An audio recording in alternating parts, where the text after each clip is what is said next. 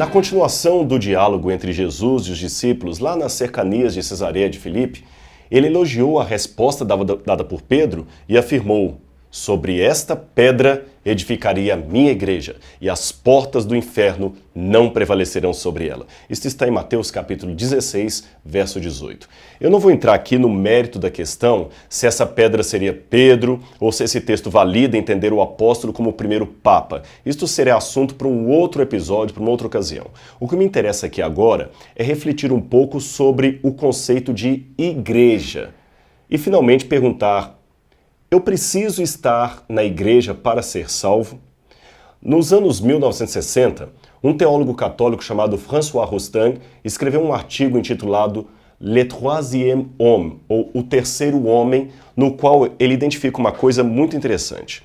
O autor dizia que havia dois tipos de pessoas no mundo cristão: os que diziam crer em Deus e, portanto, estavam nas igrejas, e os que não criam em Deus e, é claro, estariam fora das igrejas. Mas ele observava agora a emergência de um terceiro homem, um troisième homme, que cria em Deus, mas não queria saber de igreja. Já no século XIX, outro teólogo, Alfred Loisy, que acendeu uma polêmica, ele declarou que Cristo proclamou o reino de Deus, mas o que surgiu frustrantemente foi a igreja. Estranho isto. Será que Cristo se equivocou? Será que ele sonhou com uma coisa e veio a surgir outra?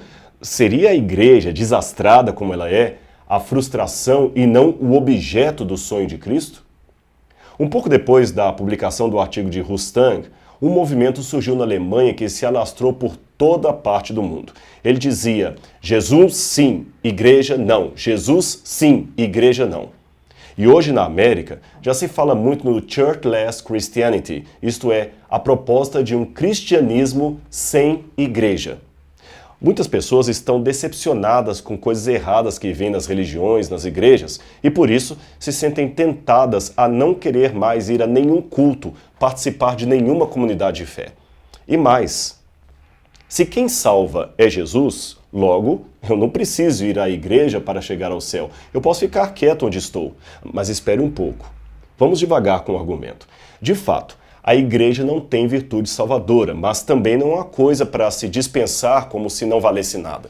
Pelo contrário, Hebreus capítulo 10, verso 25, nos adverte: não deixemos de congregar como é costume de alguns, antes admoestemos uns aos outros, tanto mais quanto vedes que vai se aproximando aquele dia. Ele está falando da volta de Jesus. O próprio Jesus reconheceu que haveria sérios problemas no meio do povo de Deus, mas ele nunca recomendou um cristianismo avulso. Precisamos congregar, nos reunir para adorar a Deus em conjunto. Quando me perguntam: é possível ir para o céu fora da igreja?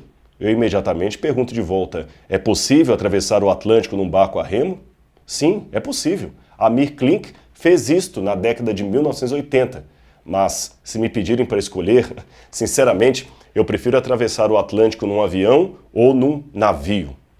Pode até ser que alguém chegue ao céu fora da igreja, mas pode ter certeza, meu amigo, dentro dela é muito mais seguro.